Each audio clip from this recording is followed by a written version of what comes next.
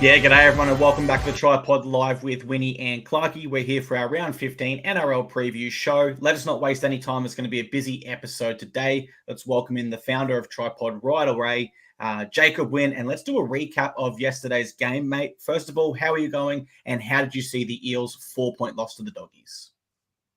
A little bit better. I'd be feeling a lot myself if I could say we went 4-1 last week, and if a mixed matchup could have got up, which had a chance with 20 to go. I want to make it clear my thoughts on that Eels Dogs game. Great game, exciting. Our atmosphere was amazing. You talk about the Dogs having the best home record in the league and how it kind of doesn't make sense because you wouldn't think that a core stadium intimidates anybody. Also, most of the teams that play you didn't travel far.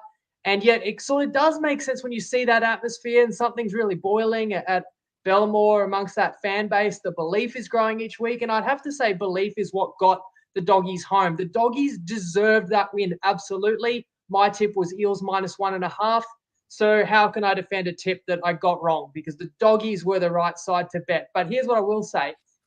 All year long, if I get a game wrong and one of my teams falls down by a couple of tries, are we getting any comeback best bet wins? I can't think of many this year out of 50-odd bets. But if we've got a lead, does it matter? I mean, we had 5 best bets last round. 3 of them won by 20 or 30 points, and the other 2 had big leads. I mean, even the Tigers did lead 10-0, did lead at halftime. So best bets can certainly blow leads. We just don't get any comebacks. And the other thing that really decides a good season versus a bad one or an average one is the tight games. The ones that are in the balance can go either way. And I'd just love to win 1 or 2 of those. And I mean, the Eels are up 8 late and everything went their way. We had -1.5. They're up 2 with 5 to go. Cartwright can't tuck the ball under his arm. You got the best kicker that can kick you to a victory. I don't want to take away from the Bulldogs. They deserved it. I would have just loved to have win a bet where I didn't have the right side. Yeah, man, I think for this game, I actually put the Eels as my worst team this round in the round rundown. And a lot of people naturally disagreed and said, your Titans got smashed, as did the Cowboys. How could you say that? But for me, I look at this game and I really feel like it was won and lost during the Kurt Mann sin bin period. The Eels during this period just got way too excited. They turned the football over, shown little signs of composure, whereas the Bulldogs actually grew in confidence in this period. And I just knew at that point, even though there was 20 minutes to go, our best bet was over. And I was just waiting for the Bulldogs to score at any stage in that last 20. And to be fair, it's not like they scored out of nowhere. They missed so many opportunities, some through just sheer unluckiness. So, you could almost say the Eels were a little bit lucky in that regard, but just brilliant by the Doggies. Like, they just faced so much adversity, turned up and got this win. They lose 3 players during the game. Their 18th man just played New South Wales Cup a few hours ago and is a hooker. Doesn't really help you when you've lost 3 forwards that are running forwards. They get a sin bin, as we mentioned. They had no right to win this, but their mindset was the difference here. Their defense was something else, and for the Eels, just horrible. I truly believe that marks season over for the Eels.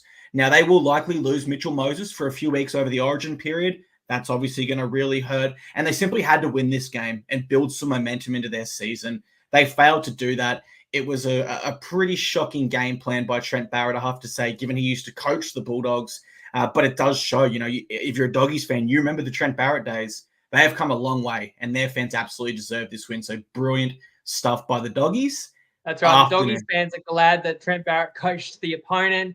I thought the Eels weren't too bad, but you're right. Everything went their way. At one point in the game, the penalty count was 9-1 to Para. Yeah. I counted 4 tries disallowed for the Dogs. I think they were all the right call, except the 4th try that was disallowed. I thought it was very obvious that Crichton was tackled in the air and then he offloaded and they said tackle complete. But how'd they miss the tackle midair? Because it should have at least been Dogs' ball. Doesn't matter, the team that deserved to win won, but I just thought the game was decided in the Kurt Mann sin bin period where Para was up 18-10, had more than enough go their way, had sets on the Dogs' line where Moses did fall short. I think he was involved in at least couple of the mishaps and maybe at least one direct error his fault. If Paris scores again there, we're talking about a lead that's 12 to 14 points. It'd probably go on a win, but the Doggies hanging tough there, throwing the kitchen sink, definitely inspired by the home fans. Got over the top and goes a long way for the Dog season, but also is soul crushing for Parramatta. I think with a team that started so far behind the 8 ball needs to win a game like that. Absolutely. We've got a lot of comments rolling through, guys. We are a live show. Keep them rolling through and we will react to them as we go. Let's leave round 14 in the rearview mirror and look forward to round 15. Winnie, I think the record last round for best bets was 3 wins and 2 losses. Is that correct? And what have you got for us this round? That's right. Sorry. Tristan's texting me saying, sorry, you're still on the video. And you have to let him know we're live now, Tristan. And I say, sorry, mate. All right, you asked me, do you want me to read the best bets? Sorry, we promised them in the first 5. We're 6 minutes in. We haven't given you any. I've got 5. I'll go really quick. I'm taking South Sydney plus 2.5 in the first half line, $1.88 on Ladbrokes and Neds. They host Brisbane Broncos, but Walsh is still out. Cam Murray returns. The Stars in their new positions got a great tune-up against your Titans last week. I know that Brisbane's going to be determined off a couple of back-to-back losses, but I think we'll see in the first 40 if Souths are up for this. And Friday night footy hosting Brisbane, I have little doubts that the Rabbits can match Brisbane's determination. I am taking your Gold Coast Titans the following day. Have I got that right? It is a Saturday in Sydney, and the Titans are minus $3.5, $1.90 on better Ladbrokes and Neds. I'm forgiving a somewhat out of character loss. I think Campbell back another week, 4 and another week in the halves with him. And I'm fading West, who to me are a mess and have a sticky halves situation with Galvin and Sullivan both injured. I'm going the Wars plus half a try in the try handicap, which is team to score more tries at $1.87 on 365. New Zealand hosts the Storm, and this is a WTF game to me. The wrong team is favoured. I think New Zealand will win, playing basically at full strength, depending on if RTS joins. Johnson is back, and Melbourne's still a little below that, and I really do think there's a major home advantage for a Warriors team that's won now 3 in a row, still sitting outside the 8, but looks a lot like the side that made top 4 last year. I reckon they win the game there. And I love getting the try handicap because Storm takes 2 in strange spots as well. I'm playing the Roosters minus 5.5 Saturday night against the Eels. I just talked about the letdown spot. $1.87, that is, on 365. Roosters are home. They're off a bye. They're off a terrible loss. They get 5 to 6 key troops back. Not only are the Eels potentially let down off a shorter turnaround, but Hopgood could be out. And finally, I've just backed Dragons plus 7.5 at $1.80 on Dabble. And I would also play the 6.5 at $1.90 better.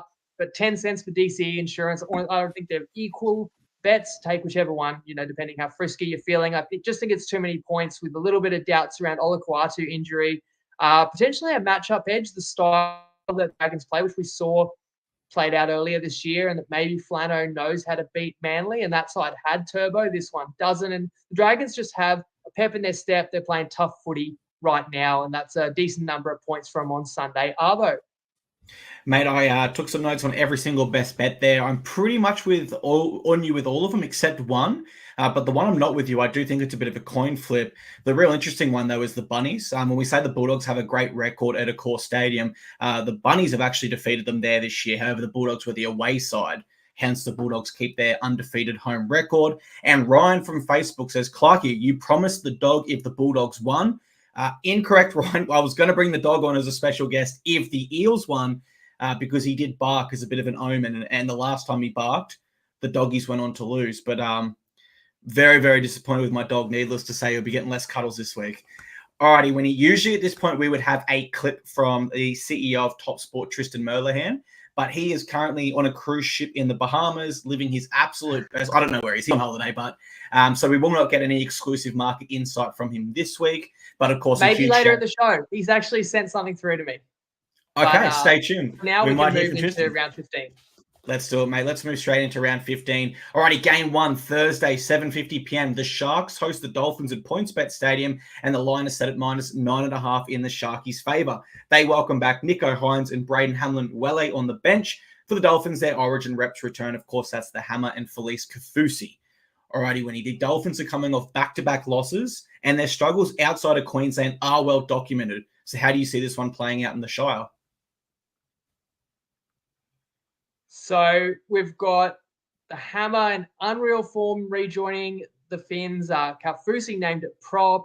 Of course, Nico also into the Stars are back. And partner Trindle in the halves. Trindle very much the key to that Sharkies upset in Brisbane. I look at that and go, that's Sharks' best, spine available to them. But where's Hines' confidence at now? He probably knows he's already been dropped for Origin, although he can't really do anything other than try to dominate in this game and then let the cards fall as they may. I look at the game in terms of where do I want to maybe find a bet, and I don't want to fade Cronulla. Last time the Sharks played at home, they were humiliated, 42-0. Definitely think there's a point to prove, and they've also shown the ability with a really tough win up in Brisbane. Then you look at like 8.5 is a pretty decent number to take about the Finns. Some really deflating news this week that Flegler is not expected all season. Geez, that's rough. Well, it could have been one of the signings of the year. And of course, you lost Gilbert earlier in the year. But I would still say that the Dolphins side that's lining up at Shark Park Thursday night, would be about the best the Finns have fielded all season long, and they're off a bye. So there's a reason for optimism about my Redcliffe boys as well. But again, Sharks near full complement. I guess other than Wilton, Talakai poses a different problem for defenders, that's for sure, as an edge forward. And the last time these sides met, correct me if I'm wrong, it was a massive Magic Round upset by the Dolphins, who I do feel the Sharks probably owe them, and that the line's appropriate. Winnie, I'll get to my preview in just 1 second. I just need to call out a comment there by Alex on Facebook. He says, Clarky, why are you scamming people with your cash comps? I'm sorry to do this on your platform, being the TryPod. Alex, always check that it's my actual page. There's a lot of fake ones out there, mate. I'm not going to have my integrity questioned. I've never scammed once on my page, and I've always honored every single giveaway. Please make sure it's the correct true. page. Did you do some good giveaways? But that is actually true. People get replied to in the comments of your real posts by like a fake page that has like a full stop somewhere in the name. And hope that you haven't fallen victim to that one, Alex. Yep, and I know that, Winnie, because my mum sends them all to me and says, Dane, there's a fake one again. And I said, Mum, I can't do anything about it. But I have to tip the Sharkies here. Both of these sides are solid enough defensively this year. But actually the difference here will be Nicho Hynes. Now, there's always the argument, and there is evidence to suggest that he does struggle in big moments and big games. But this whole Shark side is built around him. Whereas I feel the Blues side wanted Nicho to come in and play like Nathan Cleary or play like Mitchell Moses.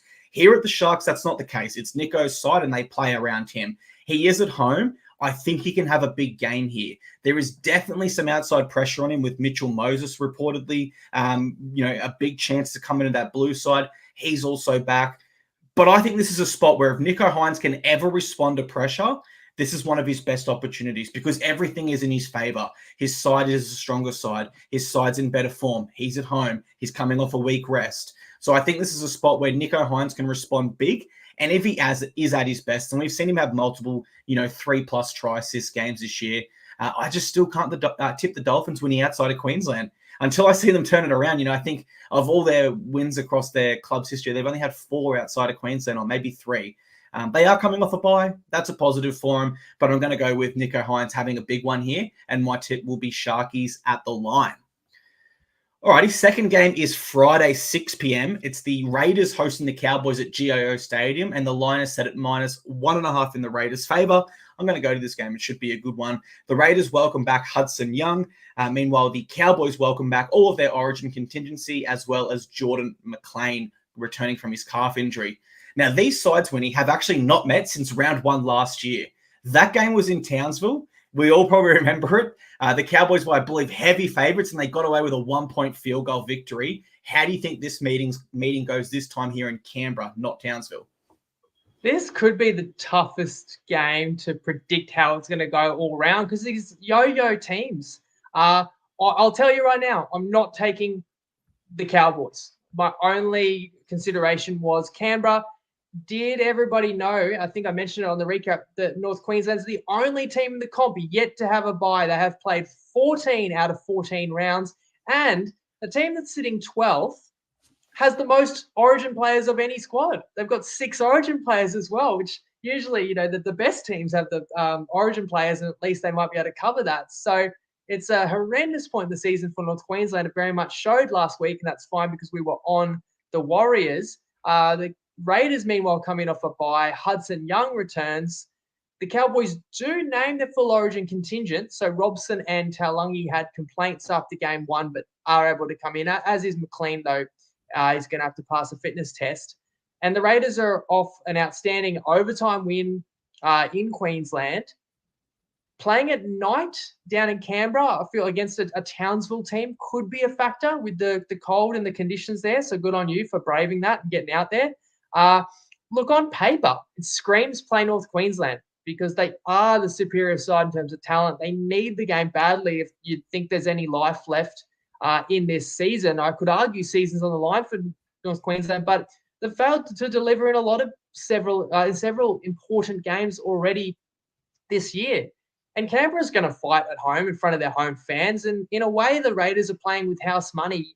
There were some expectations early in the year, but then your halfback Fogarty's been out. It's considered a rebuild year for Canberra, and yet they occupy 5th on the ladder. So it could be a rebuild year where you get to blood these young guns, let them play together, but you could massively overachieve and even get some big game experience. And the longer that you're in the 8 or in and amongst it, you're playing meaningful footy all year. And dare I say, they certainly believe in-house they can play finals footy too. And games like this will go a long way. I don't think Canberra ends up in the top 8, but you can't deny where they sit right now. So look, anything's possible. If you're going to tell me that the Cowboys can give one big push before they get their series of buys and before Origin 2 and come out and North Queensland could win big. But if the Cows are running on empty, they could be dealt some capital punishment as well. And then you kind of think, well, the factors could offset and we could get something in between, a game that goes right down to the wire as well. Your guess is as good as mine. Tough game to pick. I think the market has it priced right with Raiders slight favourites there. I'm going to go Raiders for the home advantage here. You touched on it, and trust me, it is real. If any of our viewers have never been to Canberra before, you just have to take my word for it. It's a bone-chilling cold, and realistically, it's the polar opposite of Townsville. So therefore, the Cowboys will know it. Jonathan Thurston used to always say first thing he'd do when the NRL draw come out is look, when do we play the Raiders? And please tell me it's not in Canberra. That's no joke. So that's how cold it can get. I do think at their best, like if we're playing these sides and we know they're both going to be at their peak, you do take the Cowboys. They are the better of these two sides, as evidenced by all their Origin reps, whereas the Raiders only have one there. But you have to, look a little bit deep in that. And I think the Raiders have been more consistent this year. That's what makes me lean towards them. I think I know more so what I'm going to get. Whereas the Cowboys, you've only got to look at their last 2 weeks to see that we don't know what we're going to get. They can beat the Roosters, who are coming off a 30-point thrashing of the Raiders, and then lose by 30 points at home to the Warriors. So it's very unpredictable stuff. One thing we know about Ricky Stewart is he is able to get this side up. I think his mindset around this game will be like, hey, these guys have so many Origin reps. We don't have any. We're always the underdogs. Let's go out and stick it to them. And his side does respond when he is able to find those emotional touch points. I think that can be one there.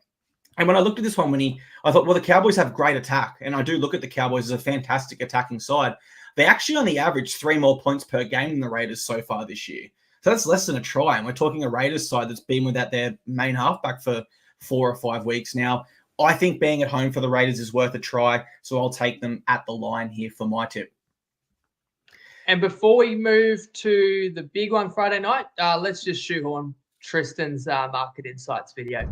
G'day everyone, it's Tristan Merlehan here from Top Sport. There was another interesting weekend of NRL action where there was a few upsets, a couple of well-backed favourites as well. Our worst result of the weekend was actually the Warriors, despite being the underdogs, but they were very, very well-backed during the week. Obviously, they had a lot of ins, and the Cowboys had a couple of players that didn't back up due to Origin. So that one the punters got right, but then straight after, it was a fortunate result from our side where the Broncos were well backed against the Sharks. So it was an up and down weekend. We just got our nose in front, but there wasn't a lot in it. Looking at the weekend ahead, there hasn't been a stack of movements just yet. Probably the biggest line move though has been the Eels against the Roosters, where that's gone from 4 flat out to 6.5. So favoured the Roosters there. That's moved by a couple of points. And then a couple of little moves. The Dragons plus against Manly, that's shorted up by a point. And also the Knights, they've gone from 11.5 into 10.5 short of the plus. So a couple of little bits and pieces of movement there. Nothing major yet, but keep an eye on the team list because it's Origin time. And despite everyone being named in and obviously expected to play sometime this time of the year, can get a couple of players that don't start. And obviously that moves the market quite significantly. Good luck if you're having a bet over the weekend. And of course, gamble responsibly. I like the Warriors insight there. I think a big reason of that, or I like to think a big reason that was probably your early tip, because as soon as you gave it out, you could see the comments. Everyone kind of loved it, and we were all, what did you call it? An asymmetric bet where it can only favor us? Yeah, asymmetric risk, which means, of course, when you take any bet, there's risk in both directions. Some good stuff could happen, some bad, but there was more likelihood of things going New Zealand's way because we had an origin match to play in between those 6 stars for North Queensland backing up. And yeah, we still have some impact on the market, for better or worse, but several other guys in the TryPod group were all over New Zealand as well. It was a great one to see that a lot of us were all over it and got to eat. And sorry, I forgot to put these graphics up, but I have got the line graphic up for Broncos Bunnies. I'll remember to put that for the remaining games too. Perfect. Let's move to that game. Friday, 8 p.m. It's the Rabbitohs hosting the Broncos at Accor Stadium, and the line is set at -4.5 in the Broncos' favour, who welcome back Xavier Willison. A huge inclusion for the Bunnies. Cameron Murray is back on their interchange. All right, when we get to this point of the season, right, it's a little bit interesting. The Rabbitohs are suddenly riding a 2-game winning streak, and the Broncos are riding a 2-game losing streak. But despite this, the market still prefers Brisbane. We know you like the Rabbitohs at halftime. Do you think they'll go on with it and win this game as well? I think the Rabbitohs can, for sure. I mean, losing Walsh for 11 days because of the concussion, the bad concussion we know about last Wednesday, that's rough for Brisbane. Sailor's a good backup, though he had those critical errors against the Sharks during that period where Cronulla took the game away from the Broncos. The other origin reps for Brisbane, they all backed up and again are called upon this week as expected. But Souths have got a few stars that played like Origins reps as well on the weekend and the last couple of games, as you say. In fact, we talked all about South Sydney's historical losing streak against the spread. What do you know? The Rabbitohs have covered the last 3 games, including winning the last 2 by double digits.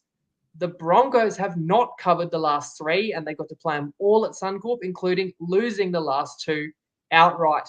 So I get back to these South stars playing with, I reckon, a bit of freedom because the expectations are relieved. Everyone's written South Sydney off, interim coach in there, but they can just have fun. And we got to see how they'd go with the Whiten and the Walker halves combination. Looked good to me. And those repetitions along with Latrell served the suspension back about a month now. AJ back a couple of weeks. Like, we know that this team is so deadly when they have that, that cohesion. They can pull you apart as good as any side in the comp. Then you had Cam Murray. If he's not their best player, he's their most important leader, right? And we'll see how many minutes he plays, but that can only bolster Souths further. I was at this game earlier the year, the match between these two sides, where the signs of rot were really showing for the Rabbitohs, but on that particular night, Brisbane just refused to put the Rabbitohs to the sword until late. However, Brisbane's lost more star players since then. Of course, Reynolds, remains out. And I know that Brisbane's going to be dialed in off these losses, but Souths are dangerous, closer to full strength now. I know Campbell Graham's still out till later in the year. But a Souths team that might not be consistently up every week, you do expect Friday night footy against Brisbane will get the best out of them. So I'm looking at Rabbitohs can win. I'm looking at +4.5. But I guess I'm coming back to the fact that I respect Brisbane's toughness, and I do worry about players like Ezra Mam and Tony Staggs and Cobbo, and I think those players get harder and harder to tackle the longer the game goes on. You got 2 of the best middles on the planet in Haas and Carrigan. Again, they play big minutes. They can hurt you. They can wear you out. So I feel a little bit better about first 40 minutes. If Souths are willing to lay it all on the line, I think it's anybody's, and I'm getting +2.5. Well, I'm not only going against you here, mate. I'm also going against Ryan and Colt. They've put on YouTube that they like the best bet here. I have to go Broncos. I did say I kind of gave my hand away. I said in the recap show, I think I'm going to go the Broncos next week, and I don't know who they're playing yet. But I just go back to their second half, and I think it was the worst 40 minutes they've put together, not only this year, but last year included, going back a long time realistically. And although they are missing some absolute superstars like Reynolds and Reece Walsh, I just think they're a bit too classy to repeat that effort. And I have to be careful here, Winnie. I don't want to discredit the Rabbitohs' huge win over the Titans. That was awesome.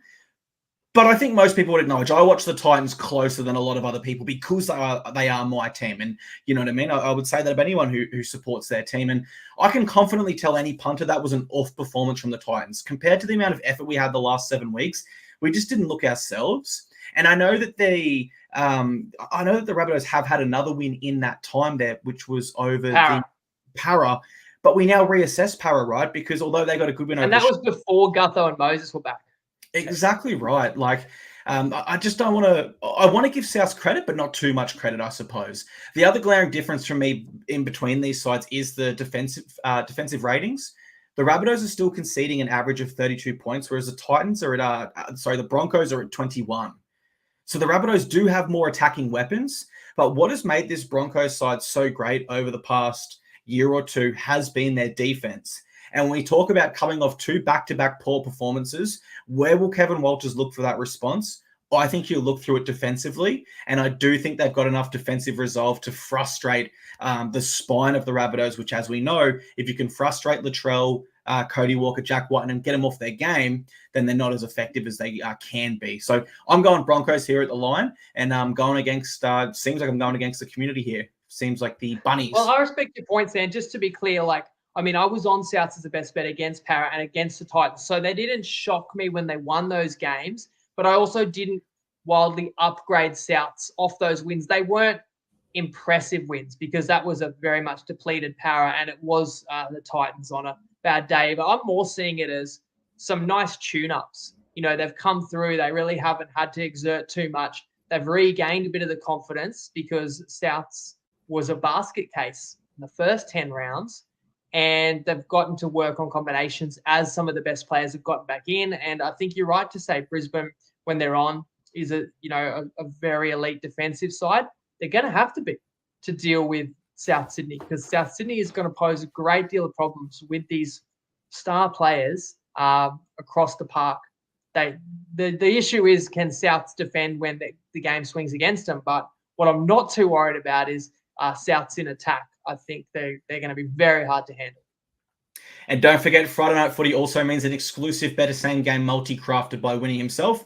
Better also provides further NRL tips and talk in the Fox Sports Lab, which you can check out via their YouTube channel each Wednesday. And always importantly, think, is this a bet you really want to place? For free and confidential advice, call the number or visit the website in the show description. Winnie, I'll build you one right now. Rabbitohs plus 6.5 half time. Either side 1 to 12. Latrell Mitchell to score at any time. And under 55 points. There you go. I don't know if I can go cheat camp again, that's for sure. Heartbroken. If you heard on the recap, obviously, Winnie's Kitchen, we thought we had it $15.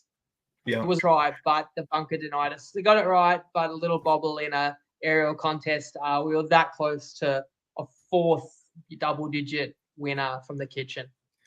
The Kitchen's been awesome this year, mate. And no doubt our listeners were listening to my multi there and saying that's why you don't give the best bets on this show. But let's move to game 4. Saturday, 3 p.m. The Tigers host the Titans at Leichhardt Oval, and the line is set at -3.5 in the Titans' favour, who do welcome back Phil Sammy. And, of course, they do have Jaden Campbell now confirmed to be 5'8" alongside Foran. For the Tigers, their halves are Aiden Caesar and Appy Coruscant. They have a bit of a strange bench where Brent Naden moves from the bench to the centres. Solomone Fatape moves to the bench. There's a lot of changes in this Tigers side, I suppose, is the easiest way to put it. These sides met twice last year, and the Titans did win both of those games. Arguably, they're the better side on recent form, and you are with them as the favourite on this one. And the biggest reason Wests are a mess right now, I experienced that firsthand. Geez, I would have loved to have been on them first half against the Dragons, and I could have the best of both worlds. I could have the winning best bet, and then still the realization that this West side lacking so much experience and leadership. And while Caesar's back, you had both your starting halves injured in that game. The Galvin injury is ongoing, but neither of them's going to play. Now, if you talk about experience and leadership, you have to note that Adam Dewey could help West, and he is in the reserves, has not played since round 6 last year. Benji said in the presser that Dewey would play Cup this weekend. However, maybe he didn't realise the extent of the halves injuries. Maybe the hand is forced, and perhaps you got to roll the dice and play Dewey in the halves with Caesar. rather than Api Coruscant at 7. I can't believe that that's, the best way to deploy your best player and captain. And the thing is, even if Dewey plays, it doesn't frighten me when it's been like 14 months, right? The Titans are named the same team essentially as last week, but your addition of Phil Sammy, I agree with you. Last week was an outlier when you consider they hadn't played a bad game since March before Saturday. I like the speed of the Gold Coast. I'm wary. The argument against my tip is that the pressure is really mounting on West. So when you're a bad team and you're on a losing streak, you're looking at that calendar and going, which games are winnable? Like, we really need a win desperately. Even like Benji, all the talk, it's a different year. That sounded great when they'd won 2 of the first 4 and won back-to-back in like round 3 and 4. Now people are asking, what has changed? You've got great players that are asking out of the club, whereas everything was looking so positive. Oh, look at the talent. Look at an 18-year-old kid, what he's doing. Luai's coming in next year. It's really concerning times for West, and a win would do a world of good. So I do believe in kind of all-in games, but I also do worry about deep-seated issues. And I don't see a West side that's playing with a great deal of chemistry and that can deal with a lot of pressure thrown at them. And the way I see this game, the reason, again, my best bet is just Titans -3.5. If West's come to play, I think the Titans have shown me enough that they can play with anybody, and we can still win the best bet. Like, West could play well, could really play desperate, and the Titans can still win. We see that, like on Monday, both teams played pretty well. You still get one team won by 4 points. But if Wests are off for any significant periods of this game, Gold Coast will make them pay and will win it well in excess of the 3.5 line. So feel pretty good about just not overthinking this Titans game. Let's get them off a bad performance and see if they can bounce back for us. Yeah, absolutely. And I think my tip for this one kind of follows on from last game, where I do put last round for the Titans down to a bit of a down spot for them. They've been up for so long and competing with some real quality sides that they had to drop off at some stage to some extent. Probably didn't expect them to drop off that much against the Rabbitohs, but it happens. One thing we know about Des Hasler is his coaches. He has improved this Titans side a lot, and he won't accept 2 poor weeks back-to-back. Another big factor for me, well, 2 big factors really, is this will be Jaden Campbell's first full week back at training in the spine there alongside Kieran Foran. So I expect their combination to improve there. And with Philip Sami back, it's the first week in the last fortnight, or the last 2 games, I should say, where we don't have a back rower defending in the centre. Fullbacks like Reece Walsh and Latrell Mitchell absolutely tore us to shreds with their speed down our edges because we had forwards defending in the centres. Now we've actually got a near full strength side well, not near full strength, but we've got centres, I suppose I should say, and that's massive. The Tigers have some big outs. They haven't been able to put together 2 halves of footy so far this season. And if we're talking about looking for a response from either side, yes, the Tigers should be more hungry and they should be the side that's looking to respond, but we don't really have the evidence that they will because they've been down for so long now. Whereas the Titans have been up for so long, they've now had a down spot, and I believe that they can get back up and at least play a good enough brand of football to beat the Tigers here, in my opinion. I'm going to travel up for this game, so I'll be in the crowd cheering home our best bet, and I'm excited to experience Leichhardt for the first time. My tip is Titans at the line. See, the bookies did not know that. This line has to be over 6 if Clarkie's going to be in attendance. You like the Titans. I like the Titans. Let us know what you guys think. Someone else likes the Titans too, I am assuming. Hey everyone, finally a good week on the pod last week. I tipped Whiten and Cody Walker. They both scored about $3.75 and 4. This week, it's David Fifita against the Titans and Olika Watu, hoping to make sure he stays, he keeps his New South Wales Blues spot. He is up against the Dragons, and they're both paying around $2.40, $2.50 on Top Spot and Bet365. Hopefully we can get a slightly nicer price later in the week, but I love both of those second rollers, big monsters to score this weekend. As always, guys, Google Wiki Linktree, our free odds comparison tool. Our Discord is just about to hit 4,500 people. All of our try-score tips across the article and the podcast will all be up. Google Wiki Linktree, and obviously the pod that Clarkie and Winnie are doing right now, that'll be up on there as well. Good luck, guys. Part responsibly. Enjoy all 8 games of action this weekend. Legendary stuff there from Nicole. Now, I have said on this show before that Dave Fifita has one of the firmest handshakes I've ever felt, and that's how I knew he was strong. If he does score for us as well, I'll be sure to return that handshake with the exact same firmness. Maybe not the exact same, but I'll give it a red hot crack. Just ask Cody Walker if Dave Fifita's strong. But I have to say, South's ruffled his feathers, completely got the better of him. And I thought it was a bit rich that Fifita wanted to give it to Walker when he scored a try that cut the deficit from about 28 to 22 points. Yeah, a little bit of game sense and situational awareness. Dave won the battle, but we lost the war miserably. And I don't think many Titans fans take solace in winning that one little battle. Let's move on to Game 5. It's at Saturday, 5:30 p.m. at Go Media Stadium in New Zealand. The Warriors host the Storm, and the Storm are the favourites at -1.5. They welcome back Dean Iramia in his first NRL game in the centres since he did his ACL last year. And for the Warriors, they've got Sean Johnson back. Roger Tuivasa-Sheck is in the extended reserves. Andrew Epps says he's more likely to return next round. Interesting game here, winning because it's first versus 10th. But it's a really close market, and these sides did meet earlier this year in Melbourne, and the Warriors literally came as close to winning a football game as I've ever seen. It took a miracle try to down them. Do you think that they can even the score back here at home and make it 1-1 against the Storm this year? I do. We get the third place playoff from last year. Remember I said last year, like, these two sides came top 4, but neither of them could really challenge the top 2 either. And I would have loved to see a Warriors Storm game in the finals last year. And we got a beauty in round 2.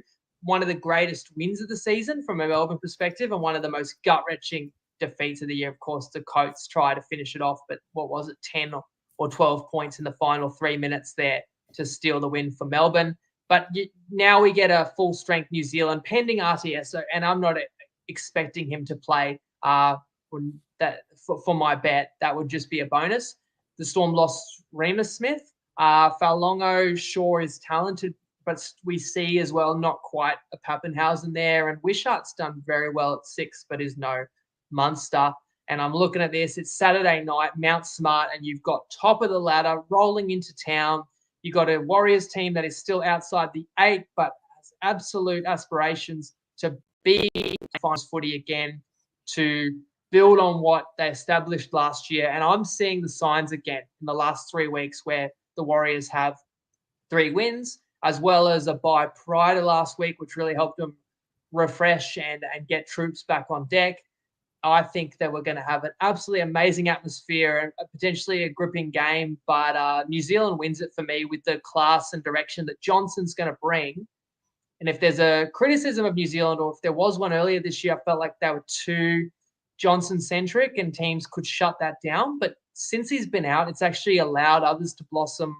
Tamari Martin's going to play 6. Egan's been out a few games, but he's there as a threat for defenders. CNK can ball play as well. The Storm will have their hands well and truly full. That's why I said wrong team favourite in this one. I think New Zealand will start a home favourite rather than an underdog. And I loved still being able to get the plus half a try where, although I'm tipping the win, they may not have to. Yeah, I'm with the Warriors as well here, mate. The Storm have actually mixed their form in their last 5. They haven't put together a back-to-back victory. They've gone win-loss, win-loss-win. So they've really mixed it up there. And they do have to travel to New Zealand for this one. And that is a big advantage for the Warriors. They have been as impressive as ever in their past 3 games. And whilst last week was a blowout score against Cowboys, the 2 prior games, Penrith and Dolphins, they were tough battles. And if you remember when the Sharks had a tough battle with the Dragons the week before they played Storm earlier this year, I tipped Sharks because they got into that arm wrestle and came over the top. It's kind of the blueprint to beat the Melbourne Storm. You cannot expect to just roll over them ever. They rarely ever beat themselves. But when you've been in a few arm wrestles and come over the top earlier and you gain confidence from that, it gives you confidence that you can get it done. So that's why I'm going to take the Warriors here. I think that they can beat the Melbourne Storm. They almost did it in Melbourne earlier this year, and they do welcome back Sean Johnson, which is absolutely awesome for them. Both sides concede the exact amount of points this season with 19 apiece, and I will back the Warriors defense to turn up to a sold-out New Zealand crowd and frustrate a Storm spine that does still include Tues and Grant, but there is some inexperience there with Wishart and Faulongo. The Storm's defense also wasn't at its best last week against the Knights. A lot of times the Knights that have the most creative halves, and they broke straight through right at times. So I believe the Warriors have more strike. I think they can defend better. So I'm going to tip Warriors at the line here. Alrighty, next game is at Saturday, 7:35 p.m. We are at Combank, where the Eels host the Roosters, and this line is set at -4.5 in the Roosters' favour. They welcome back their Origin players. And one big bit of news here, guys. Brandon Smith dropped. Connor Watson will start at hooker there, which he's been pretty good at so far this year. For the Eels, we've got Micah Sevo back on deck, and we do have Jermaine Hopgood named, but Trent Barrett does admit he has a nerve problem in his back, and he's no guarantee of playing. So we'll have to wait and watch what happens there. Both sides coming off losses in their last game where they were expected to win. The Roosters, however, had the bye, whilst it's a relatively short turnaround for the Eels. You think the Roosters get the job done here, Winnie?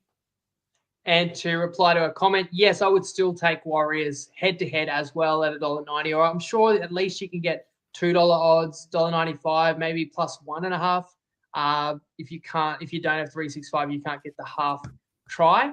But as I say, I think New Zealand closes a favourite.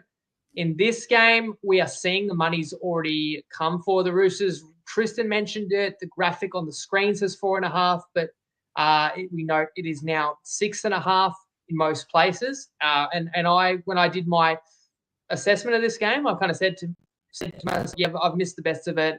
Now it's gone beyond 6. That's probably more fair. And then I saw, hang on, 365 still got the 5.5 there. I'm going to be on the Roosters. You mentioned Brandon Smith's out. That's not great. There's a bit of speculation. There's rumors going around. And so it's pure speculation, but, stories that he's following my tips and various other things. So I heard a pod with the Tues today where he addressed some of the news, like the breach notice, and he didn't expect to be dropped, but he has been. So Ali is, of course, suspended. But you get Teddy, Angus Crichton, Lindsay Collins, Lenu, Connor Watts, like major reinforcements coming into a side that was stunned by North Queensland, and they're off the bye as well. So 2 weeks to really stew on that result. Parramatta, as I said at the top when we recapped, could be a little bit shell-shocked on a short turnaround when that game was a must-win, and you just have to win it. When everything goes your way and you're leading by 8 points late in the game and you got an extra man, you got to win that, and it will be tough for Parramatta to pick themselves up again. And your only Origin player so far might be out as well with Hopgood, as you mentioned. Call it a big game for Moses potentially, because his team lost on Monday. They could lose this one, but almost feel like he's going to get the nod in game 2 regardless. So if you laughed at my tip of 200 to 1 for player of the series, I mean, he is closer to 20 to 1 now. The logic to me just says that the Roosters will be bang up for this. They've underwhelmed so far this year, 7-6 record. But if you're the Roosters, you're looking at the ladder saying we're only 1 win outside the 4. That's where our sights are firmly set. And this is a type of game where we make our move up the ladder, off that bye. So even 6.5, I would still lean to the Roosters, and at 5.5, had to play it.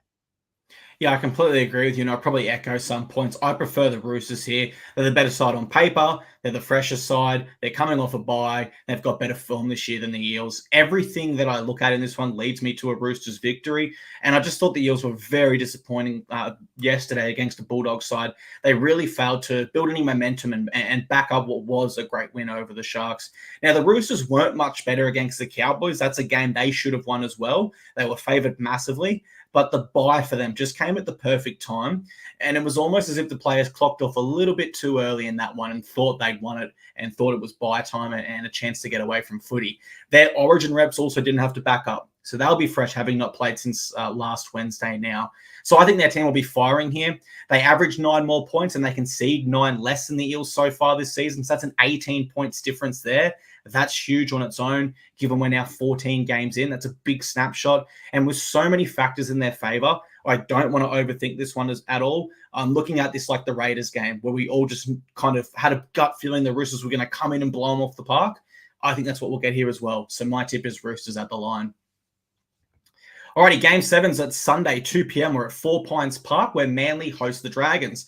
The line is set at -6.5 in Manly's favour, who will be with Hamoli Olakau'atu. They'll be without Josh Aloiai, who's suspended, so Nathan Brown starts at prop.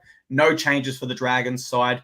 Winning these sides met earlier this year in round 4. Manly were favourites there and lost. They are now favourites here again. Will it be revenge or repeat for them against the Dragons, in your opinion? I usually think that a team beating the other early in the year is not an advantage. I think it's hard to beat a side twice, especially as an underdog. But there is that factor that Flano was the assistant coach last year at Manly, knows how they want to play, and potentially did know how to stop them. I think there could really be some strategy in that would mean the edge remains for the Dragons going into this one.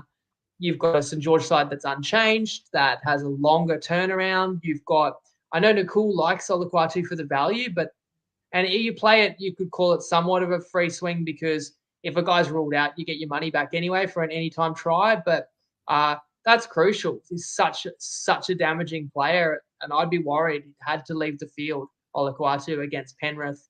And I just think these sides are pretty even. You know, Manly doesn't have Tom Trbojevic. Lockie Croker is a big one too that's been out. They're not quite the same side without him at rake there. And look, I know first glance it's rookie, it's afternoon footy. Manly's got a fast team that will relish the daytime conditions and wants to avenge that loss. But I still think it's a pretty tight game. It's a clash of styles where one side wants to play open, expansive, fast, and the other side wants to play tough and powerful. And it's a great matchup too with the two halfbacks, the veterans, Hunt versus DCE, and the kicking games. I just think, I don't know if when the game swings against Manly, if Manly's tough enough to hang in there. I actually have more faith at this point St. George are resilient. And they'll have to be, because Manly will make you pay if you drop your heads. But I'm looking for teams, that have a bit more confidence and belief in themselves and energy than they have in recent seasons. Because everyone, when they think of the Dragons, thinks of an underachieving, poor side, which, to be fair, is what I expected this year. But here they are, believing that they can play finals footy and that they're like a legit team, and they go into these games, they expect to win. And they've shown they can. Recently going and beaten Penrith in their house, albeit there were no Origin players, but that was the same for both sides. And St. George have some guys that are in great form right now, and I'm getting +7.5. It's too many points to me. Yeah, I thought Dragons, but I did switch my tip at the last second here to Manly. I just thought an important part of the Dragons' win over them earlier this year was the fact it's at Wollongong. The Dragons are now 3 from 3 there, and it is the venue where they've absolutely played their best footy so far this year. This time they come back to Manly's ground, where the conditions will suit, as you touched on there. Another issue for the Dragons that we're all tracking on this show has been their consistency. They have won 2 in a row. They're yet to show us 3 in a row so far this year. Meanwhile, the Sea Eagles are now 1 out of their last 5, and we're at that mid-season mark, and I don't think either of us expected them to play finals this year, but it's a roster and a side that would have expected to be near it, or at least within the top 8. I won't say it's in the territory where it's do or die, but it is getting to the stage where their senior players and coaching staff will be circling games like this that they must start to win against oppositions where they are the favourites at home, for example. And I just think in their side, they do have enough experience with both Origin captains to get the job done here. So I'm going to tip Manly. I'm not going to play the line, though. I'm just going to play it safe and go Manly head-to-head in this one. I think it should be a great game, though. Even Billy Slater said someone like Ben Hunt is essentially another captain for them at the Maroons, and he's up against the actual captain in Daly Cherry Evans. So this will be a great game of footy, I believe. Alrighty, final game of the round, mate. Game 8, Sunday, 4 p.m. at McDonald Jones Stadium, where the Knights host the Panthers, and the line is set at -10.5 in the Panthers' favour, who are set to welcome back Dylan Edwards. It's also reported Liam Martin is a chance of making a comeback, but that's no certainty at this point. The Knights also have a big inclusion. They welcome back Bradman Best, and rookie Fletcher Sharp has actually unseated David Armstrong there as the fullback. So that is awesome. And Daniel Saifidi named on the bench there as well. The last time these two sides met at McDonald Jones Stadium was round 7 last year, and it was a fantastic game with the Panthers just escaping with a 1-point victory. The market thinks it won't be as close this time, Winnie. How do you see it? That's right. You got to remember last year when no one really respected Newcastle and Ponga was out.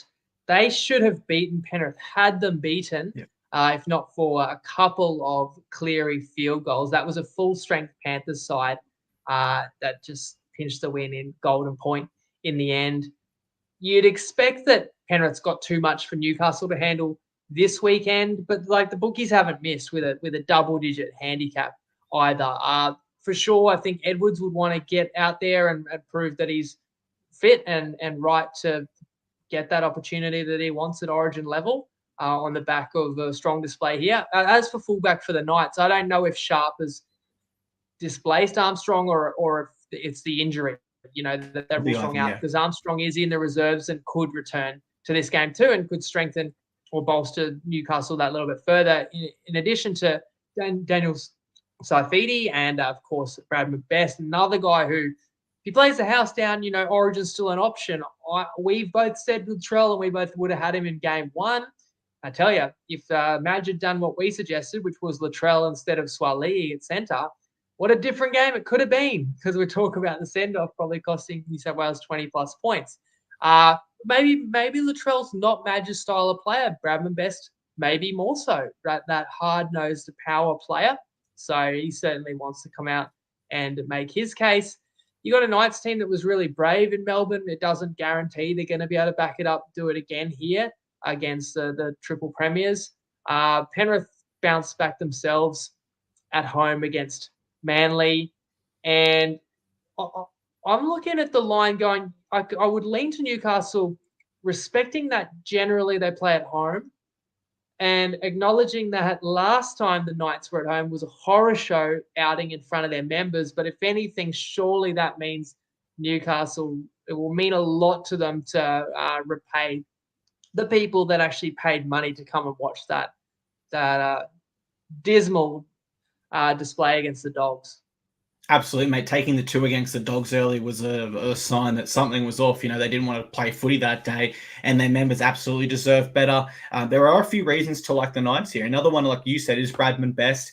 He returns, and he does fit the Origin mold of what Michael Maguire is looking for. He's pretty much said, I want hard workers, blokes who are going to play for their state teammates and go for 80 minutes long and be in the game. Well, that's Bradman Best. That's not Latrell Mitchell, really, at centre. Latrell more X-factor, but not in the game for 80 minutes like someone like Bradman Best is. Regardless, I do have to play it safe here and tip the Panthers. Majority of their teams back on deck. They're clearly the better side than the Knights, and that's no disrespect to the Knights. They're a better side than almost everyone in this league, you would say right now. The Knights' halves remain a real issue for me, where although there were points that came against the Storm, they still lacked creativity and cohesion, and it was a really slow style of play. It didn't feel like they were shifting that ball around like the Storm were. And the Panthers, as the best defensive side in this league, will eat that up all day, especially given they know how Jack Cogger plays, as he was with them last season and won the grand final with them. So we've got a slow halves that aren't quite connecting, and the Panthers know exactly how to shut down one of those halves, and we know they're the best defensive side in the competition. I think it's bad news for a Knights side, which did show improvements against the Storm, but not quite enough to get me over the line. So I will tip Panthers at the line here in my prediction for the final game. All right, just for what it's worth, wet Friday night, low scoring game expected. I don't have an issue with taking the 2.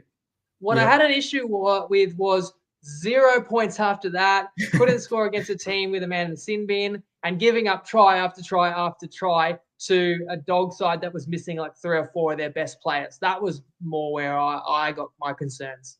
Yeah, Burton kick out. And felt bad for those fans all sitting in the rain, the cold night, having to witness that guff. At least give them one try, right? At least give the fans one try. Mate, we're doing well for time. We're still 5 minutes under an hour here. For those that might have joined our live show late, do you mind recapping those best bets for us? Certainly. Rabbitohs plus 2.5. First half line against Brisbane, $1.88, Ladbrokes and Neds. Titans minus 3.5, $1.90 on better at Ladbrokes and Neds. Warriors plus half a try in the try handicap at $1.87 on 365. Roosters minus 5.5 at $1.87, 365. and St George plus 7.5 at $1.80 on Dabble.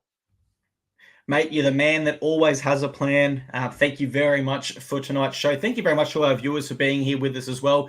We absolutely appreciate you spending your Tuesday Arvo/night with us. And we will see you within 15 minutes of the final game on Sunday to recap the round and all of our best bets.